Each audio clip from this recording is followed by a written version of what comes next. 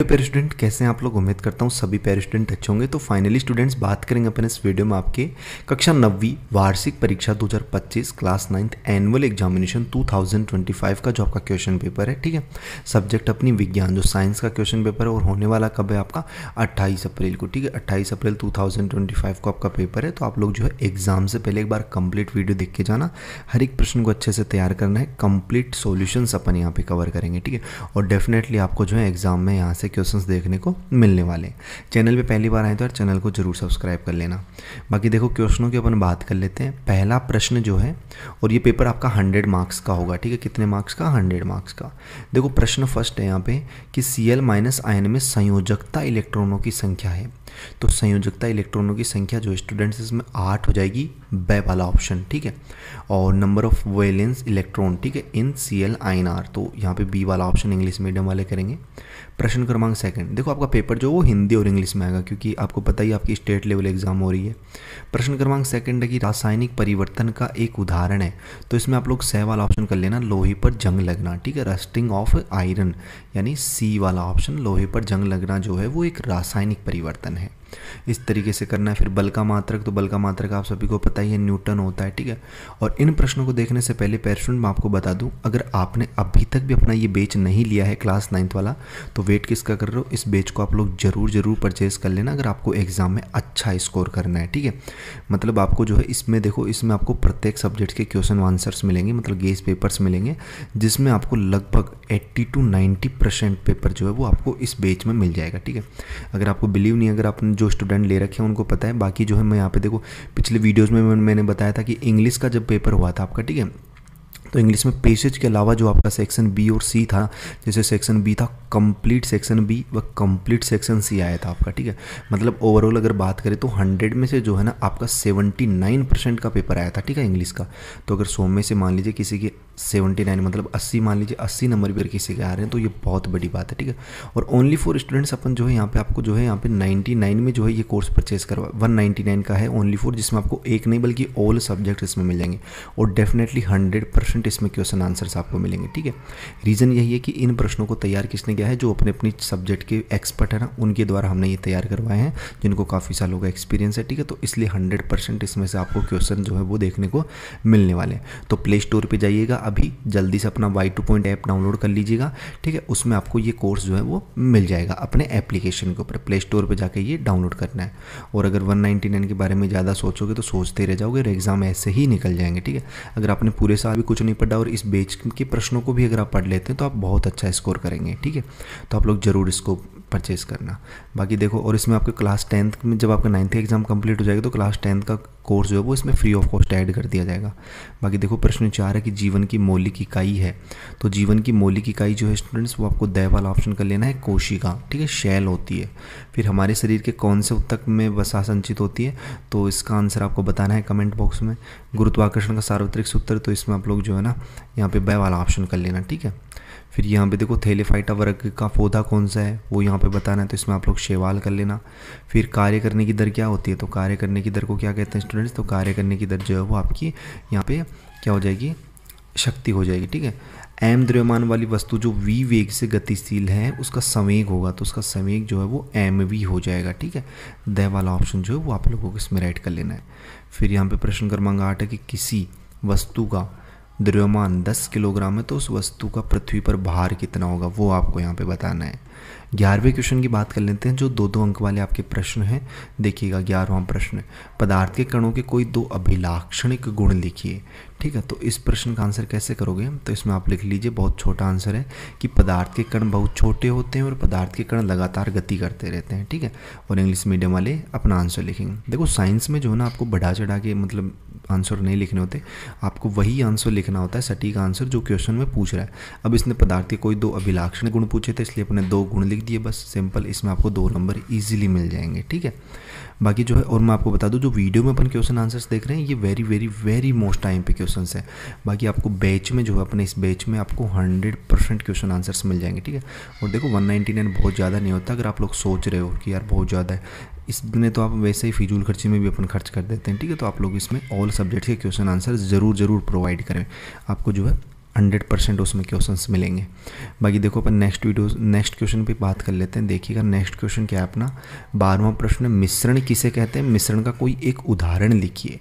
ठीक है, तो देखो यहाँ पे मिश्रण किसे कहते हैं, तो मिश्रण देखो यहाँ पे जब 2 या 2 से अधिक पदार्थ बिना रासायनिक अभिक्रिया के मिलते हैं तो उसे मिश्रण कहते हैं। उदाहरण नमक और पानी का घोल। ठीक है, फिर नेक्स्ट क्वेश्चन आपका किसी परमाणु के के तथा एल कोष में अधिकतम कितने इलेक्ट्रॉन उपस्थित हो सकते हैं, तो उसका आंसर ये कर लीजिएगा कि के कोष में अधिकतम 2 इलेक्ट्रॉन हो सकते हैं और एल कोष में अधिकतम 8 इलेक्ट्रॉन हो सकते हैं। फिर नेक्स्ट क्वेश्चन है आता है आपका लाइसोसोम को आत्मघाती थैली क्यों कहते हैं, तो इस क्वेश्चन का आंसर जो है, इस क्वेश्चन का आंसर भी आपको ये कर लेना है कि लाइसोसोम में पाचक एंजाइम होते हैं जो क्षतिग्रस्त कोशिकाओं को पचा सकते हैं। जब कोशिका को नुकसान पहुंचता है तब ये एंजाइम कोशिका को नष्ट कर देते हैं, इसलिए इन्हें आत्मघाती थैली कहा जाता है। बाकी नेक्स्ट क्वेश्चन पे चलते हैं। देखिएगा उत्प्लावकता से आप क्या समझते हैं, उत्प्लावकता से क्या समझते हैं, तो इस क्वेश्चन का आंसर लिखिए कि जब कोई वस्तु द्रव या गैस में डाली जाती है तो वह एक ऊपर की ओर बल अनुभव करती है जिसे उत्प्लावकता बल कहते हैं, उसे क्या कहते हैं, उत्प्लावकता बल। बाकी नेक्स्ट क्वेश्चन है आपका कि पादप उत्तक कितने प्रकार के होते हैं, नाम लिखने हैं अपने को, तो यहाँ पे लिख लीजिएगा कि पादप उत्तक जो है मुख्यतः 2 प्रकार के होते हैं, मेरिस्टेमेटिक उत्तक और स्थायी उत्तक। ठीक है, और इंग्लिश में ये आंसर लिख लेंगे। नेक्स्ट क्वेश्चन पे चलते हैं। देखिएगा कि गति का एक समान चाल से गतिमान किसी वस्तु का दूरी समय ग्राफ बनाना है अपने को, तो उसका ग्राफ जो है वो कुछ इस तरीके से आप लोग बना सकते हो, दूरी समय ग्राफ। ठीक है, जब वस्तु जो वो एक सीधी सरल रेखा में गतिमान है। ठीक है, तो यहाँ पे ये उसका ग्राफ हो जाएगा। फिर नेक्स्ट क्वेश्चन पे अपन चलते हैं। देखना अपना अगला प्रश्न है कि गुरुत्वाकर्षण के सार्वत्रिक नियम के 2 महत्व लिखिए, तो इस प्रश्न का आंसर क्या करोगे, तो इसका आंसर लिख लीजिए v बराबर u प्लस ए टी। ठीक है, जहाँ v अंतिम वेग है, u प्रारंभिक वेग है तथा a क्या है यहाँ पे त्वरण, t क्या है यहाँ पे समय। ठीक है, तो ये हो जाएगा आपका आंसर। नेक्स्ट क्वेश्चन पे चलते हैं। देखिएगा, और देखो जो बेच आप लोग परचेज़ करोगे ना, मैं आपको बता दूं बेच आप परचेज़ करोगे इसमें 100% क्वेश्चंस मिलेंगे। मैंने अगर आपने पिछले वीडियोस देखे तो उसमें मैंने मिलान करवाए थे। ठीक है, कंप्यूटर का भी देखो आपको मैं दिखा देता हूँ, कंप्यूटर का भी लगभग इसमें जो है क्वेश्चंस आए थे। ये वाला क्वेश्चन आपका आया था एग्जाम में। ठीक है, बाइट वाला भी आपका आया था एग्जाम में। ठीक है, ALU वाला भी था। ठीक है, अब कंप्यूटर में तो वैसे भी आपको पास ही होना था, तो इसका तो इतना इंपॉर्टेंट नहीं था। लेकिन देखो यहाँ पे इंग्लिश के अगर मिलान करें, अपने पिछले वीडियो में मिलान किए थे, जो और वाले अथवा वाले क्वेश्चंस थे वो भी एज इट इज़ आए थे। जैसे ये ईमेल थी तो ये सेम टू सेम ये क्वेश्चंस था आपके एग्जाम में। ठीक है, जो अपन PDF वहाँ पे अपलोड करते हैं ना, मतलब ऐप में आपको कुछ इस तरीके की PDF मिलेंगे जहाँ पे क्वेश्चन विथ आंसर आपको मिलता है। SUPW कैंप के बारे में भी आया था। ठीक है, जिसका आंसर कुछ इस तरीके से आपको करना था। ठीक है, तो अगर आप लोग वहाँ पे जरूर परचेज करना उसको, और उसमें बस जितने प्रश्न हैं उनको पढ़ लेना। बाकी क्वेश्चन 5 भी ऐसे कैसे था, ये स्टोरी ऐप की आई थी थर्स्टी ग्रो वाली। ठीक है, थर्स्टी ग्रो वाली स्टोरी लिखनी थी आपको, जो ऐसे कैसे अपने एप्लीकेशन का।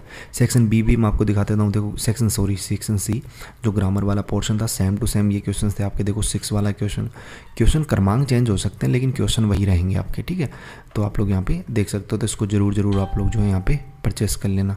बाकी नेक्स्ट क्वेश्चन पे अपन चलते हैं। देखना कि पशुपालन के कोई 2 लाभ लिखिए, तो पशुपालन के 2 लाभ आप यहाँ पे लिख सकते हो कि दूध, अंडा, मांस आदि जैसे पोषक खाद्य पदार्थों की प्राप्ति होती है। यह किसानों की आय का एक अतिरिक्त स्रोत होता है। ठीक है, ये हो जाएगा इसका आंसर। फिर नेक्स्ट क्वेश्चन पे चलते हैं कि निम्नलिखित तापमान को सेल्सियस इकाई में बदलें, तो देखो कैसे बदलोगे, तो देखो तापमान को सेल्सियस इकाई में बदलना है। ठीक है, तो यहाँ पे देखो सेल्सियस मतलब केल्विन बराबर क्या होता है, सेल्सियस डिग्री बराबर होता है K-273। ठीक है, तो यहाँ पे 300 केल्विन है, तो इसको आप लोग चेंज कर सकते हो 300 - 273, मतलब क्या हो जाएगा यहाँ पे 27 डिग्री सेल्सियस। ठीक है, मतलब जब केल्विन दे रखा हो और उसमें अगर अपने को सेल्सियस में चेंज करना हो तो -273 करते हैं। ठीक है, सिंपल है, तो 573 में भी 273 निकाल देना, आपका बचेगा 300 डिग्री सेल्सियस। ठीक है, ये आपका आंसर हो जाएगा। फिर नेक्स्ट क्वेश्चन पे अपन चलते हैं। देखना अगला प्रश्न है कि समांगी एवं विसमांगी मिश्रण में उदाहरण सहित आपको अंतर लिखना है। ठीक है, तो यहाँ पे देखना इसका आंसर क्या करोगे, तो इसका आंसर ये हो जाएगा। देखो बिंदु आप लिख लेंगे सबसे पहले तो परिभाषा कि जिन मिश्रणों में सभी घटक समान रूप से मिले होते हैं वो समांगी मिश्रण होते हैं, और जिन मिश्रणों में घटक असमान रूप से मिले होते हैं वो विसमांगी मिश्रण। उदाहरण चीनी का घोल, हवा, तेल और मिट्टी, पानी। ठीक है, ये हो जाएगा। फिर नेक्स्ट क्वेश्चन आता है आपका निम्नलिखित के सूत्र लिखिए सोडियम हाइड्रोक्साइड का, एल्यूमिनियम क्लोराइड का। ठीक है, तो देखिएगा, तो सोडियम हाइड्रोक्साइड का सूत्र हो जाएगा आपका NaOH और एल्यूमिनियम क्लोराइड का हो जाएगा AlCl3। ठीक है, ये इसके रासायनिक सूत्र हो जाएंगे। नेक्स्ट क्वेश्चन पे चलते हैं कि हृदय में कौन सी पेशियाँ पाई जाती हैं, इनकी क्या विशेषता होती है।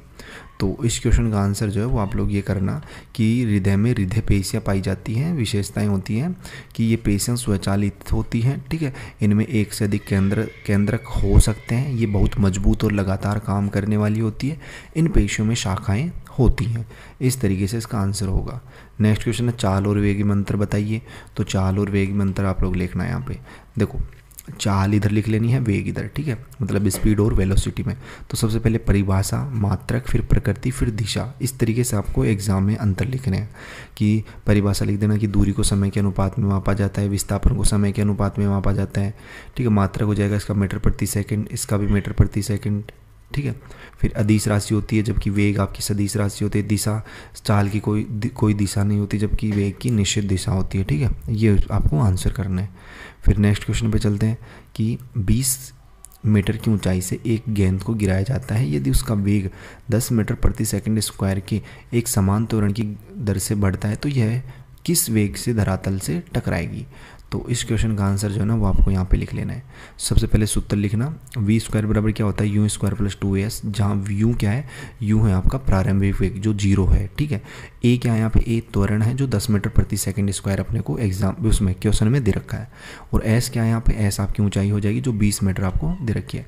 तो फॉर्मूले में मान रख दीजिए, राइट लास्ट जो आंसर आएगा आपका वो 20 मीटर प्रति सेकंड आएगा। अतः अपन कह सकते हैं कि गेंद जो है वो 20 मीटर प्रति सेकंड की गति से ज़मीन से टकराएगी। तो स्टूडेंट्स इस तरीके से आपके ये क्वेश्चंस थे। कुछ क्वेश्चंस जो रह गए उनको अपन जल्दी नेक्स्ट वीडियोस में कवर कर लेंगे। बाकी जितने प्रश्न बता दिए उनको अच्छे से तैयार कर लेना। और बैच को आप लोग बिल्कुल भी मिस मत करना। इस बैच को आप लोगों को जरूर परचेज़ करना है। 100% इसमें क्वेश्चंस आपको मिल जाएंगे, ठीक है। बाकी जो है इसको बिल्कुल भी मिस आउट मत करना। इसमें आपको ऑल सब्जेक्ट्स के मिल जाएंगे, ठीक है। बाकी अपन मिलते हैं जल्दी नेक्स्ट वीडियोज़ में इसी होश एवं जोश के साथ। अब तक सभी पैर स्टूडेंटों को बाय, धन्यवाद, टेक केयर।